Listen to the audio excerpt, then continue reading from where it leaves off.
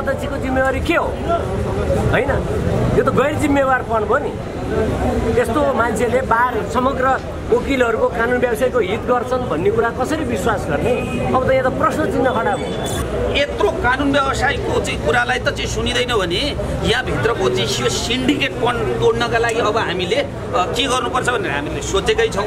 अब बारमा आन्दोलन यही हो, यहीँबाट उद्घोष भयो न्यायालय शुद्धिकरणको अभियान, यहीँबाट उद्घोष भयो। तपाईँ हामी सुरु गरौँ आजैदेखि न्यायालय शुद्धिकरणको अभियान उद्घोष भयो।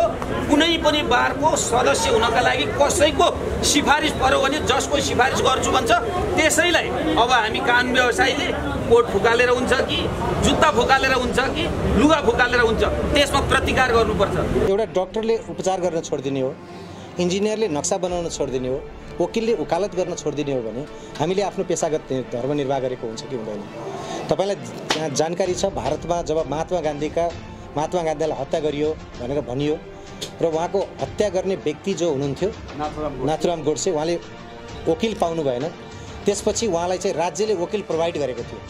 अपराध जतिसुकै गम्भीर होस्, आरोप जतिसुकै गम्भीर होस्, जतिसुकै यो जुनसुकै खालको आरोप भए पनि त्यसमा उसले चोइस गरेको, उसले छानेको कानुन व्यवसाय राख्न पाउने त्यो पक्षको पनि अधिकार हो। यहाँबाट त के भने यस्तै गर्दै जाने हो र बारलाई चाहिँ सिन्डिकेटमै चलाउने हो नि त। यहाँ त समग्र कानुन व्यवसायीले, स्वतन्त्र कानुन व्यवसायीहरूले, स्वतन्त्र न्यायालयको पक्षमा भएका कानुन व्यवसायीहरूले त यहाँ त आन्दोलन गर्नुपर्ने भयो। अब अनि देशभरि यही सिन्डिकेट भक्तपुरमा अस्ति बाँडेको काण्ड हामीले थाहा पाएनौँ।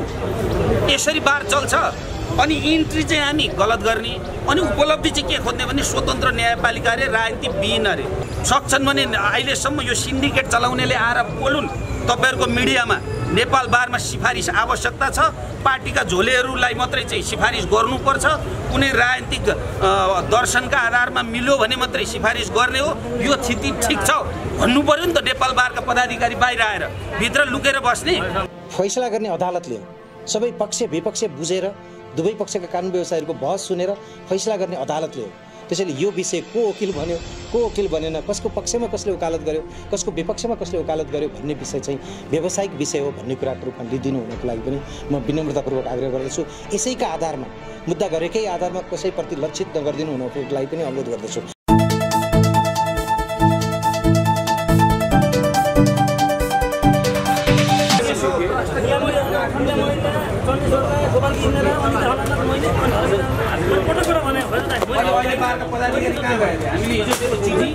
नेपाल बारका सदस्य हामी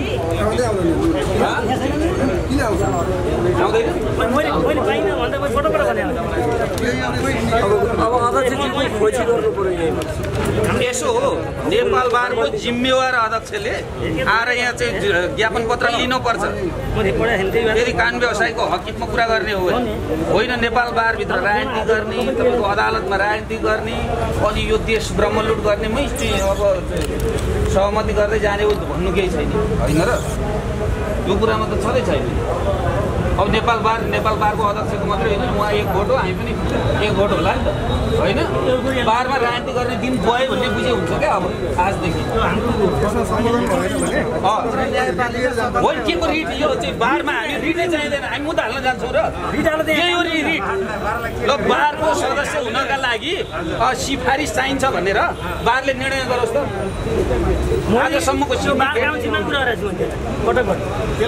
काउन्सिलमा भने सिफारिस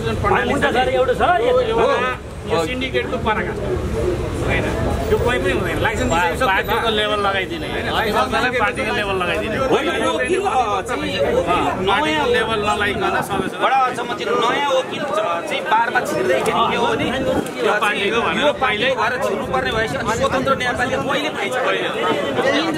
यो त नेपाल बार एसोसिएसनको, यो नेपाल बार एसोसिएसनको चाहिँ जुन पदाधिकारी सङ्गठनकै चाहिँ यो त के भन्दा लापरवाही भएन र?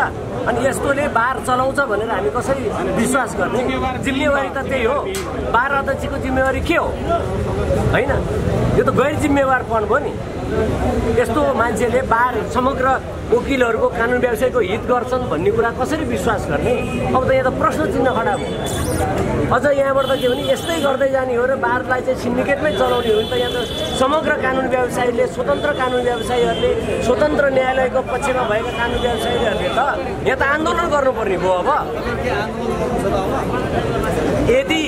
बार अध्यक्षले आज हामीलाई दिएको समयमा अझै हामी कुर्छौँ, उहाँले आएर ज्ञापन पत्र बुझेर हाम्रो माग सम्बोधन गर्दैनन् भने होइन आजैका दिनबाट हामी चाहिँ आन्दोलनको तयारीमा जुट्छौँ। होइन यो उपस्थिति ठट्टा हो र भने बारको अध्यक्ष हाम्रो अध्यक्ष होइन, बारको समस्या लिएर आएको हाम्रो अध्यक्ष हाम्रो व्यक्तिगत समस्या लिएर आएको हो र सिङ्गो बारलाई आज चाहिँ दूषित गर्ने काम गरियो।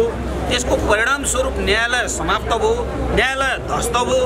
यो न्यायालयभित्र चाहिँ राजनीतिक नगरौँ भन्नका लागि इन्ट्री ढोका नै बन्द गरेको कुराका विरुद्धमा ज्ञापन पत्र लिएर आयौँ। अस्ति मौखिक रूपमा हामीले निर्णय गरेर फोनमा जानकारी गरायौँ। हिजो लिखित रूपमा पत्र यो नेपाल बारमा दर्ता गरेको चाहिँ 1 बजे बुझाउने भनेर यत्रो कानुन व्यवसायको चाहिँ कुरालाई त चाहिँ सुनिँदैन भने यहाँभित्रको चाहिँ यो सिन्डिकेट तोड्नका लागि अब हामीले के गर्नुपर्छ भनेर हामीले सोचेकै छौँ। अब बारमा आन्दोलन यही हो, यहीँबाट उद्घोष भयो न्यायालय शुद्धिकरणको अभियान, यहीँबाट उद्घोष भयो। तपाईँ हामी सुरु गरौँ आजैदेखि न्यायालय शुद्धिकरणको अभियान उद्घोष भयो। कुनै पनि बारको सदस्य हुनका लागि कसैको सिफारिस पर्यो भने जसको सिफारिस गर्छु भन्छ त्यसैलाई अब हामी कानुन व्यवसायीले कोट फुकालेर हुन्छ कि जुत्ता फुकालेर हुन्छ कि लुगा फुकालेर हुन्छ त्यसमा प्रतिकार गर्नुपर्छ। अब न्याय र कानुनको शासनमा अन्याय र अत्याचार हुन्छ भने त्यसका विरुद्धमा त्यही किसिमको चाहिँ हामी अगाडि बढ्नुपर्छ। साथीहरू यसमा तयार हुनुहोस्। म चाहिँ जे होस् म चाहिँ यसमा तलमाथि हुन्न, म हिचकिचाउँदिनँ। नेपाल बारको सिन्डिकेट सबैले बुझेको छ, पदाधिकारीले पनि बुझेको छ। उहाँहरू बोल्न सक्नुहुन्न भने पनि उहाँहरू आउनुहोस्, हामी बोल्न सक्ने आयौँ।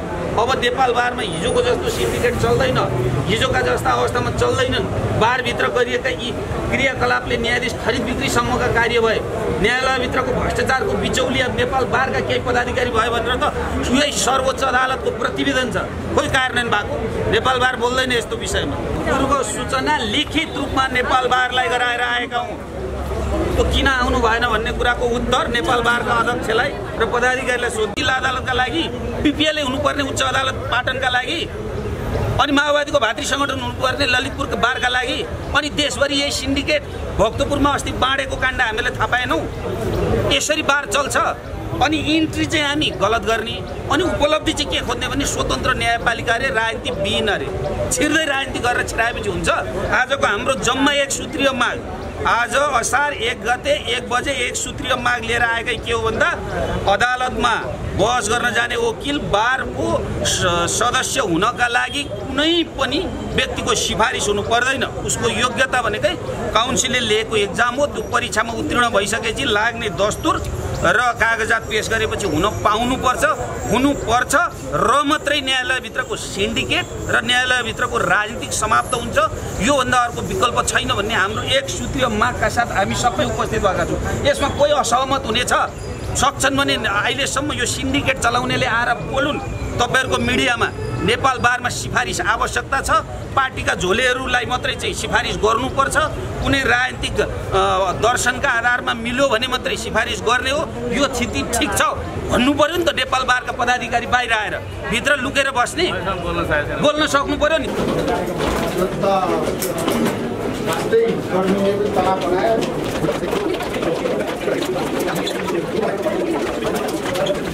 एक सूत्रीय भनेर भनेका थियौँ। पहिलो त पत्रकार साथीहरूलाई र बारका पदाधिकारीज्यूहरूलाई मेरो नमस्कार। समयको पाबन्दीलाई मध्यनजर गर्दै केही ढिला भए पनि हामी सँगै एक ठाउँमा छौँ। नेपाल बार हाम्रो सङ्गठन हो र हामी यसमै आबद्ध छौँ। यो हाम्रो चाहिँ सबै चिज हो नेपाल बार भनेको। त्यसैले बारकै रूपमा रहनुपर्छ र न्यायालय सुदृढीकरणका जे जति आवाजहरू उठेका छन् यिनीहरूको सम्बोधन गर्नका लागि र भूमिका निर्वाह गर्नका लागि कहीँ न कहीँ नेपाल बार नै महत्त्वपूर्ण छ। अझै नेपाल बार यस्तो संस्था हो जो चाहिँ पेसागत सङ्गठनहरूमा संविधानले चिनेका अरू सायद मलाई लाग्दैन अरू सङ्गठन छैनन् होला। यो सङ्गठनलाई नेपालको संविधानले चिन्छ, न्यायाधीश नियुक्ति गर्ने अधिकारसम्म राख्छ।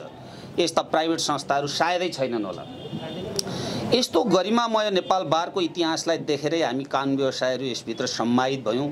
समयको अन्तरालमा कानुन व्यवसाय र व्यवसायका हकितका सन्दर्भमा जे जति काम कारबाहीहरू भए केही भएका कुराहरूलाई फेरि म भएनन् भन्दिनँ।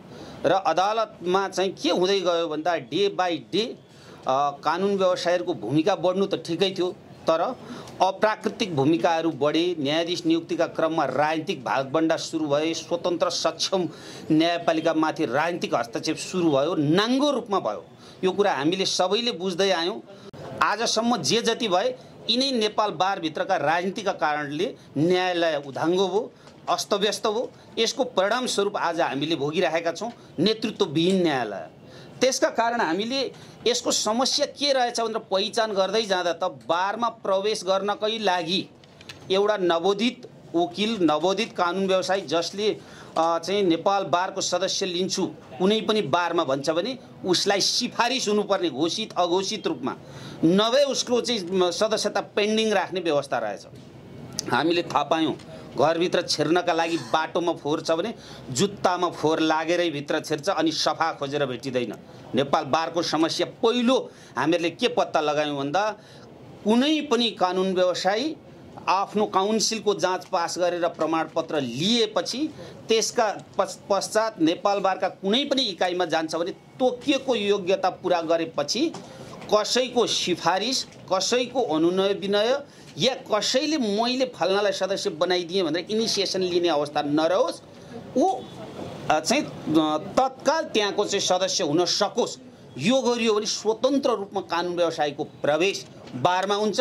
बारमा स्वतन्त्र प्रवेश भइसके पछाडि भोलि न्यायाधीशमा स्वतन्त्र रूपमा प्रवेश हुन्छ, न्याय सम्पादन कार्य स्वतन्त्र हुन्छ र देशको कानुन र देशको संविधानको व्याख्या स्वतन्त्र रूपमा गर्छ। त्यसैले विधिको शासन त्यहाँ स्थापित हुन्छ भन्ने हामी निष्कर्षमा पुग्यौँ। त्यही निष्कर्षका बावजुद हामीले एउटा ज्ञापन पत्र लिएर आएका छौँ। म पढेर सुनाउँछु ज्ञापन पत्र। नेपाल बार एसोसिएसनमा चढाएको ज्ञापन पत्र विषय सदस्यता प्राप्त गर्नका लागि सहजता प्रदान गरिदिने बारे हामी तफसिलका सदस्यहरू निम्न बेहोराको ध्यानाकर्षण सहितको ज्ञापन पत्र पेश गर्दछौँ। 1. नेपालको संविधानले कानुन र न्यायका मान्य सिद्धान्त बमोजिम अदालतबाट न्याय सम्पादन हुने कुरामा स्पष्ट गरी स्वतन्त्र, सक्षम र निष्पक्ष न्यायालयको कल्पना गरेको छ। यसैगरी पेशागत सङ्गठनको रूपमा रहेको नेपाल बार एसोसिएसनबाट सिफारिस हुने कानुन व्यवसायीहरू न्याय परिषदमा रहने गरी न्याय परिषदको गठन हुने भनी नेपालको संविधानले नै नेपाल बार एसोसिएसनको स्थानलाई स्पष्ट पारेको छ। यसरी संविधानमा नै उल्लेख भएको पेशागत सङ्गठन नेपाल बार एसोसिएसन नै पहिलो हो। यस नेपाल बार एसोसिएसनभित्र राजनीति भयो भने यसको असर सिङ्गो न्यायपालिका तथा राज्य व्यवस्थालाई पर्दछ। 2. नेपाल बार एसोसिएसनको इतिहास हेर्दा न्यायालयको शुद्धिकरण र सुदृढीकरणमा खेलेको योगदानलाई प्रशंसा गर्नै पर्छ। 2046 साल पछाडि नेपाल बारलाई धमिल्याउने र न्यायालयमाथि राजनीतिक कब्जा गर्ने प्रचलन सुरु भएको देखिन्छ। 2062-63 सालको जनआन्दोलन पश्चात न्यायालय र नेपाल बार एसोसिएसनलाई राजनीति गर्ने थलोको रूपमा विकसित गरी स्वतन्त्र न्यायपालिका र सक्षम बारको अस्तित्वलाई नै सङ्कटमा पारियो। नेपाल बार एसोसिएसनभित्र स्वतन्त्र र सक्षम बारको आवाज घट्दै जानुको कारण खोज्दै जाने क्रममा बार एसोसिएसनको सदस्यता लिँदा नै कुनै न कुनै राजनीतिक पार्टीको भातृ सङ्गठनका रूपमा रहेका नेपाल बारभित्रका राजनीतिक झुण्डको सदस्य हुनुपर्ने वा जुन बारको जुन झुण्डको वर्चस्व छ त्यस पदाधिकारीको घोषित अघोषित रूपमा सिफारिस गर्नुपर्ने अनि मात्र बारको सदस्यता प्राप्त हुने थिति बसालिएको कारण स्वतन्त्र कानुन व्यवसायीको अस्तित्व नेपाल बारमा समाप्त गरिएको कुरा ऐनाझै छर्लङ्ग हुन्छ। 3. स्वतन्त्र न्यायपालिकाको अस्तित्व र गरिमा तथा बार र बेन्च बीचको नङ र मासुको सम्बन्धलाई संस्थागत रूपमा नै स्वतन्त्र, निष्पक्ष र मर्यादित राख्ने हो भने नेपाल बार एसोसिएसनको विधान बमोजिम नेपाल बारको सदस्य लिनका लागि जुनसुकै राजनीतिक आस्था बोकेको भए पनि विभेद नगरी कम्तीमा नेपाल बार र न्यायालयभित्र राजनीतिक नगर्ने परिपाटी संस्थागत गर्नुपर्दछ भन्ने हाम्रो बुझाइ हो। यस कुरालाई नेपाल बार एसोसिएसनका पदाधिकारीहरूले समेत बुझ्नु हुने नै छ भन्ने विश्वास गरेका छौँ। हाल देशभरि बार एसोसिएसनको अवस्था हेर्ने हो भने कयौँ कानुन व्यवसायीहरू बारभित्रको राजनीतिक पृष्ठभूमि बोकेका कानुन व्यवसायीहरूको सिफारिस पर्खेर बस्नु परेको पीडालाई मध्यनजर गरी यो ध्यानाकर्षण सहितको निवेदन पत्र बुझाउन आएका छौँ। नवोदित कानुन व्यवसायीहरूको सदस्यता प्राप्त गर्दा नै राजनीतिक आस्था देखाउनु पर्ने हो भने बार र बेन्चमा राजनीति गर्ने कार्य कहिल्यै पनि समाप्त हुँदैन। तसर्थ कानुन व्यवसायीको प्रमाणपत्र प्राप्त गरिसके पश्चात लाग्ने दस्तुर र आवश्यक कागजात सहित आफ्नो अनुकूलको कुनै पनि बारमा सदस्यताका लागि निवेदन गर्दा तुरुन्त सदस्यता प्रदान गरी सदस्यता ग्रहण गराउनु, राजनीतिक विचार, राजनीतिक आस्था तथा घोषित अघोषित सिफारिस हुनुपर्ने प्रचलनलाई आजकै मितिबाट समाप्त गर्नु, योग्यता पुगेका जुनसुकै कानुन व्यवसायीलाई तत्काल बारको सदस्यता प्रदान गर्नु भनी निर्णय गरी यसको जानकारी 77वटै जिल्ला बार, 77वटै उच्च बार र सोका अस्थायी इजलासहरूमा रहेका बारहरू तथा सर्वोच्च बार एसोसिएसन समेतलाई निर्देशन सहितको निर्णय गरी पत्रचार गरी सोको जानकारी समेत गराइ पाऊँ भन्ने हाम्रो ज्ञापन पत्र रहेको छ। बाँकी कुरा अध्यक्षज्यूबाट लिनु होला। अधिवक्ता एकेमणि नेउपाने लगायत यसमा हस्ताक्षर गर्नुहुने 34 जना सबै अधिवक्ता हुनुहुन्छ। 34 जना साथीहरूको हामीले ज्ञापन पत्र भर्खरै बुझेका छौँ। नेपाल बार एसोसिएसन एउटा गौरवशाली इतिहास बोकेको सङ्गठन हो। यसमा वास्तवमा हामी देशभरिका कानुन व्यवसायहरू अब हामी 21,000 को सङ्ख्यामा पुगेका छौँ। 21,000 को सङ्ख्यामा रहेका कानुन व्यवसायहरू आबद्ध छौँ भन्ने कुरामा विमति हुन सक्दैन। नेपाल बार एसोसिएसन यसको जन्मकालदेखि नै एउटा स्पष्ट अवधारणा बोकेको सङ्गठन भएकै कारणले गर्दाखेरि नेपालको वर्तमान संविधान बन्दाखेरि यो नेपाल बार एसोसिएसनको नाम संविधानभित्र आबद्ध भएको कुरा पनि भर्खरै एकेमणिजीले आफ्नो ज्ञापन पत्र पढेर बुझाउने बेलामा उल्लेख गर्नुभएको छ। यसको एउटा गौरवशाली गाथा छ। जति बेला नेपालमा परिवर्तनहरू भए, राजनीतिक परिवर्तनहरू भए, त्यो परिवर्तनको सम्भागको रूपमा नेपाल बार एसोसिएसन छ। यसैलाई राजनीति हो भनेर बुझ्नु हुँदैन भन्ने हामीलाई लाग्दछ। हामी मुलुकको सम्भाग, राजनीतिको पनि सम्भाग हौँ। हामी न्यायालयको, स्वतन्त्र न्यायालयको पहरेदार पनि हो। यो कुरामा दुई मत हुन सक्दैन। नेपाल बार एसोसिएसनले आफ्नो यो धर्मलाई सदा पालन गर्दै आएको छ। यो धर्म सदा पालन गरिरहनेछ।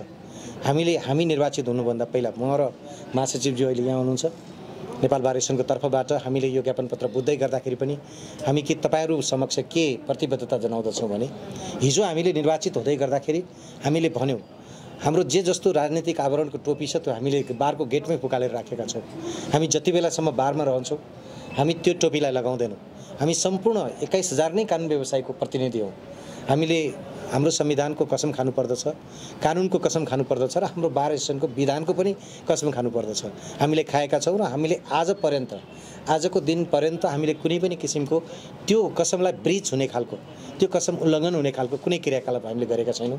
आदरणीय साथीहरू, तपाईँहरूलाई म के विश्वास दिलाउन चाहन्छु भने यो जे माग तपाईँहरूले लिएर आउनु भएको छ त्यो माग एकै दिनमा हामी पनि कार्य समितिसँग छलफल गर्नुपर्छ।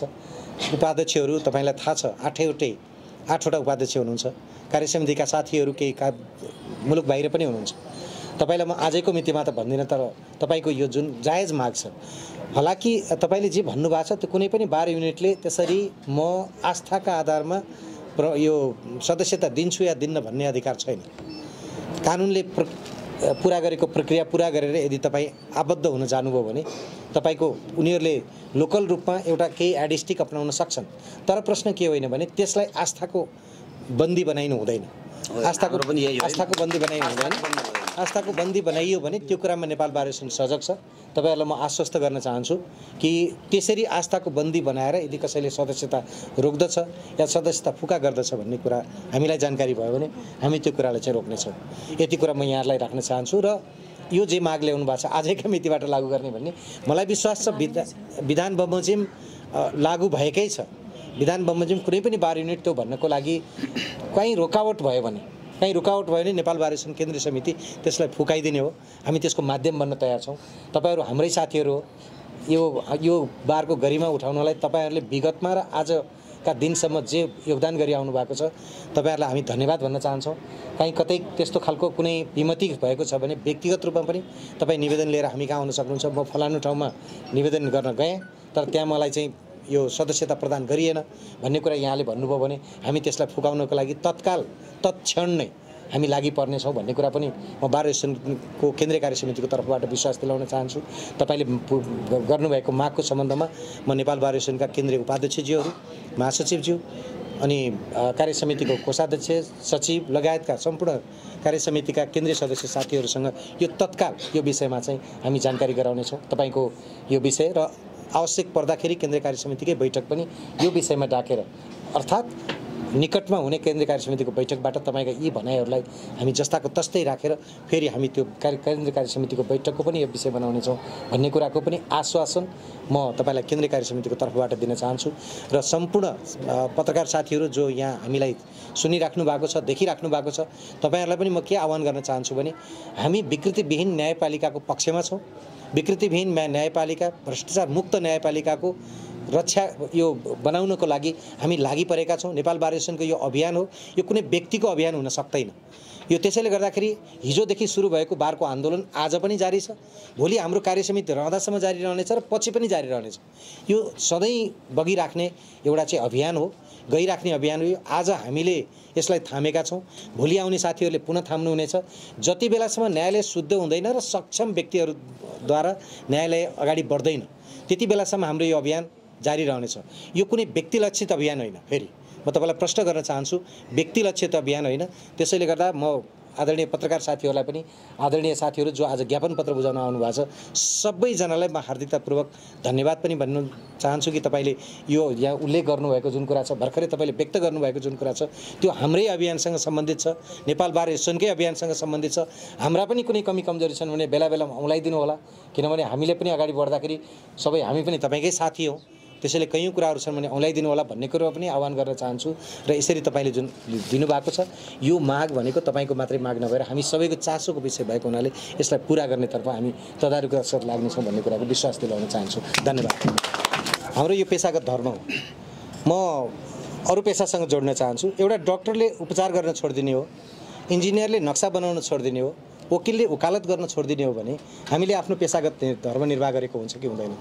तपाईँलाई जानकारी छ, भारतमा जब महात्मा गान्धीलाई हत्या गरियो भनेर भनियो र उहाँको हत्या गर्ने व्यक्ति जो हुनुहुन्थ्यो नाथुराम गोडसे, उहाँले वकिल पाउनु भएन। त्यसपछि उहाँलाई चाहिँ राज्यले वकिल प्रोभाइड गरेको थियो।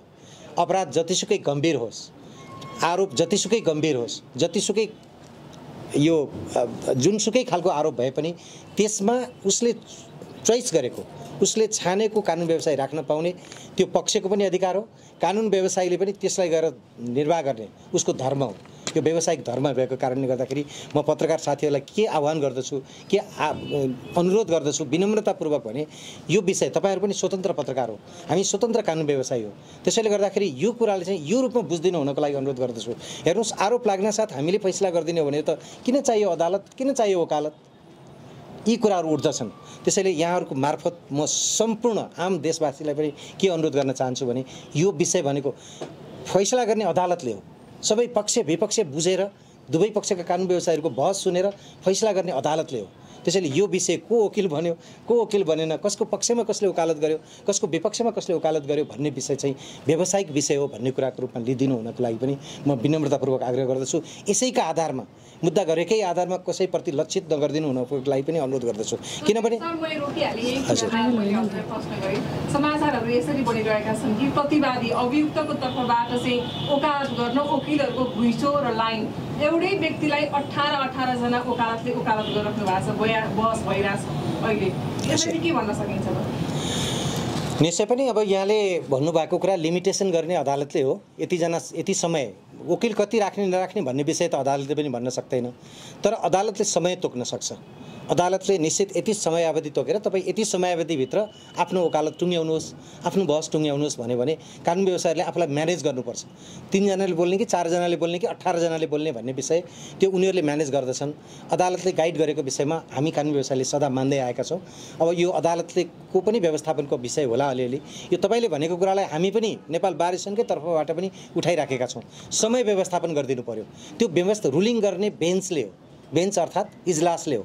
इजलासले रुलिङ गरिदिएको खण्डमा हामी निसन्देह त्यो विषय त्यही समयावधिभित्र बसेर हामी वकालत गर्न तयार छौँ। त्यसैले गर्दाखेरि तपाईँले उठाएको कुरा त्यसले अरू जनताको मुद्दामा असर पर्छ भन्ने कुरा पनि हामीले उठाइराखेका छौँ। यो गम्भीर विषयमा हामी पुनः अदालत प्रशासनसँग कुरा गर्नेछौँ। मुद्दाको पक्ष कुनै पार्टीको मानिस हुनसक्छ, मुद्दाको पक्ष कुनै पार्टीको मानिस भयो भनेर हामीले प्रोभाइड गर्ने सेवा भनेको त्यही पार्टीको मात्रै मुद्दा गर्ने या अर्को पार्टीको नगर्ने या अर्को पक्षको नगर्ने भन्ने हुँदैन। यो कुरा एकदम स्पष्ट हुनुहोस्। आज एकेमणिजी जुन ज्ञापन पत्र लिएर म कहाँ आउनुभएको छ, भोलि उहाँको पनि कुनै स्वतन्त्र अर्गनाइजेसन खुल्यो भने त्यो अर्गनाइजेसनलाई पनि हामीले स्वागत गर्नुपर्दछ। हामीले सबै किसिमका लोकतान्त्रिक परिपाटीभित्र रहेका सङ्घ संस्थाहरूलाई मान्यता दिनुपर्दछ, उहाँहरूलाई रेस्पेक्ट गर्नुपर्दछ, सम्मान गर्नुपर्दछ। हामीले यो गर्न सक्यौँ भने मात्रै हामी सच्चा अर्थमा लोकतन्त्रवादी ठहरिन्छौँ। त्यसैले गर्दाखेरि मलाई कस्तो लाग्छ भने म जुन ब्याकग्राउन्ड भए पनि, मैले अघि पनि तपाईँलाई भने, म जुन ब्याकग्राउन्डको व्यक्ति भए पनि मैले आफ्नो राजनीति टोपी, मेरो विचारको टोपीलाई मैले अहिले बारको गेटमा राखेको छु, त्यहाँ भित्र आउन दिन्न। म कति बेलासम्म दिन्न भने जति बेलासम्म मेरो कार्यकाल रहन्छ म त्यति बेलासम्म मेरो राजनीतिक टोपी ओढ्दिनँ। तपाईँले कहीँ देख्नुभयो भने मलाई भनि पनि दिनु होला। म कुनै पनि सार्वजनिक पार्टीको कार्यक्रममा भाग लिएको छैन। तपाईँलाई म स्पष्ट रूपमा, म धेरै महत्त्वपूर्ण भूमिकामा थिएँ, यो कुरा यहाँले बुझ्नु भएको छ। म डिएलएको अध्यक्ष, पूर्व अध्यक्ष पनि हो। डिएलए भनेको फेरि एउटा स्वतन्त्र कानुन व्यवसायहरूकै सङ्गठन हो, त्यसैले त्यसमा चाहिँ जानेलाई कुनै आपत्ति छैन। तर पार्टी, राजनीतिक पार्टीको कार्यक्रममा हामी जाँदैनौँ। महासचिव पनि जानुहुन्न, म जान्न, हामी गएका छैनौँ। त्यसैले गर्दाखेरि म यहाँलाई के आश्वस्त गर्न चाहन्छु भने पत्रकार साथीहरूले हाम्रो यो डिमार्केसन छ नि, हाम्रो डिमार्केसनमा हामी कायम छौँ कि छैनौँ भन्ने कुराको कसी लगाइदिने जिम्मा पनि म यहाँहरूलाई नै दिन्छु। काहीँ कतै तपाईँले हामीलाई राजनीतिक पार्टीको कार्यक्रममा प्रशिक्षण दिइराखेको देख्नुभयो या हामी बोलिराखेको देख्नुभयो भने हामीलाई रोकिदिनु होला। किनभने त्यो रोक्दाखेरि चाहिँ हामीले स्वतन्त्रतापूर्वक हामीले जुन कसम खाएका छौँ त्यो कसमलाई पुरा गर्नको लागि हामी लागेको ठहर्नेछ। हामीले वास्तविक अर्थमा न्यायपालिकाको हित रक्षकको रूपमा कार्य गरेको ठहरिनेछ भन्ने कुरा पनि यहाँहरूको बिचमा राख्न चाहन्छु। धन्यवाद, धेरै धेरै धन्यवाद।